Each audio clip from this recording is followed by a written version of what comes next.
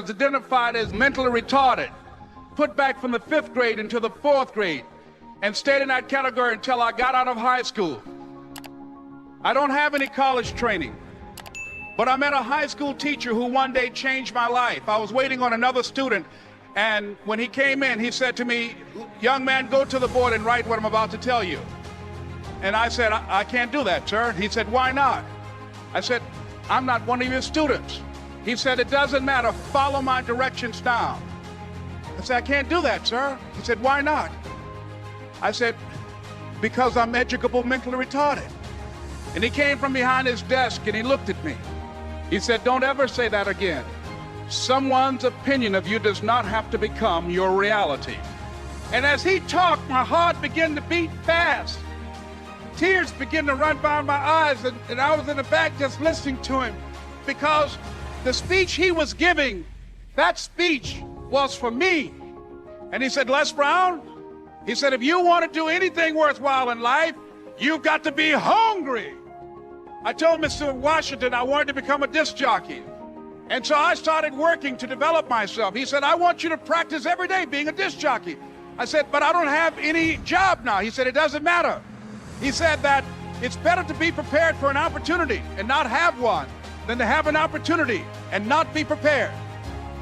And as I was working to develop myself, I applied for a job as a disc jockey, WMB, on Miami Beach. I went to a guy named Milton Butterball. I said, "How you doing, Mr. Butterball? I'd like to get a job as a disc jockey." He looked at me, he said, "You have any broadcast background?" I said, "No, sir, I don't." "You have any journalism background?" I said, "No, sir, I don't." He said, "We don't have any jobs available." I said, "Yes, sir." I went back to Mr. Washington and I told him. He said, "Don't take it personally." He said, "Most people are so negative, they will have to say no 7 times before they say yes." He said, "Go back again." So I went back again. I said, "How you doing, Mr. Butterball? My name is Les Brown." He said, "I know what your name is. What do you want?" I said, "I'd like to know whether or not you have any jobs as a disc jockey, sir." He said, "Didn't I just tell you yesterday we didn't have any jobs?" I said, "Yes, sir, but I know whether or not somebody got laid off or somebody was fired, sir." He said, "No one was laid off or fired. Now get on out of here." I came back the next day like I was seeing him for the first time. I said, "Hello, Mr. Butterball, how are you?" He looked at me with rage. He said, "Go get me some coffee." I said, "Yes, sir." And I went to get him some coffee. After a while, I would give them lunch and dinner, and I would go in the control rooms and take the disc jockeys their food, and I would not leave until they would ask me to leave. One Saturday afternoon, while I was at the radio station, a guy named Rock was drinking while he was on the air. I was the only one there, looking at him through the control room windows, walking back and forth, young, ready, and hungry. Pretty soon the phone rang, and it was the general manager. And I answered the phone. I said, "Hello?" He said, "Les, this is Mr. Klein." I said, "I know." He said, "Rock can't finish his program." I said, "I know." He said, "Would you call one of the other DJs in?" I said, "Yes, sir." I hung the phone up. I said, "Now he must think I'm crazy." I called my mom and my girlfriend, Cassandra. I said, "Y'all turn up the radio and come out on the front porch. I'm about to come on the air." I waited for about 20 minutes, and I called him back. I said, "Mr. Klein, I can't find nobody." He said, "Young boy, do you know how to work the controls?" I said, "Yes, sir." He said, "Go in there and don't say nothing here." I said, "Yes, sir." I couldn't wait to get behind those controls. I put on an old Stevie Wonder record called Fingertips. I sat down behind that turntable. I said, "Look out, this is me, LB Triple P, Les Brown, your platter playing papa. There were none before me, and there will be none after me. Therefore, that makes me the one and only. Young and single and love to mingle, certified, bona fide, indubitably qualified to bring you satisfaction, a whole lot of action. Look out, baby, I'm your love man." I was hungry. I was hungry. You got to be hungry. Begin to know that you have greatness within you. And if just one of you here begin to envision yourselves as being blessed and highly favored to reach your goals, if just one of you capture the essence of what that means, that you have greatness within you and a responsibility to manifest that greatness, that you can make your parents proud, you can make your school proud, You can touch millions of people's lives, and the world will never be the same again because you came this way. It was hard, ladies and gentlemen, coming to speak to people. And I was facing financial difficulties in my own life. I was behind on my bills and my dreams, and I'm saying to them, you can live your dream. It was hard, ladies and gentlemen.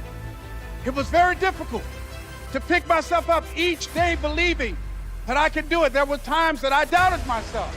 I used to ask myself, can I do this? And something said within me, you're the one. Don't give up on your dream. By continuing to push forward, by continuing to run toward my dream, that one day I would have my own talk show. It's a long shot, ladies and gentlemen, from Liberty City, an abandoned building on a floor, never knowing my mother or father. It's a long shot. Being here with you today in this dome in Atlanta, it's a long shot. No college training, labeled educable, mentally retarded, but I kept running toward my dream. Don't stop. Don't stop running toward your dream. But one of the things that was asked George Bernard Shaw that really resonated with me at the end of his life, somebody asked him, if you had to be anybody in the world, anybody throughout history, if you had the power to be born again, who would you like to come back as? And without blinking, he said, I'd like to be born as the man I never was. I like to be the man I never was, that I never became. Seeking to connect with that person. There's another person here that you're looking at. There's somebody else back there. And every chair in this place, there are two people in this place in every chair. You're in the chair with somebody else. There's another person back there. You know they're back there. And that person is the person that you want to become connected with. And sometimes you do. Well, every time I speak, I see this as such a sacred opportunity. And I'm so happy. Sometimes I think I'm dreaming, because when I look back on my life, and this Les Brown that you see was in bondage for so many years, didn't come out till late in my life.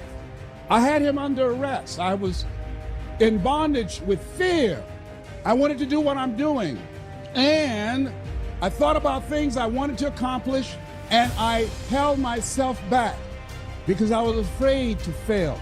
I was afraid to make mistakes. I was afraid that I would embarrass myself. I was intimidated by people who had college degrees, because I didn't have a college degree. I still don't have a college degree. And so I would think about the things I wanted to do, and then I would start thinking about the fact, Les, you can't do that.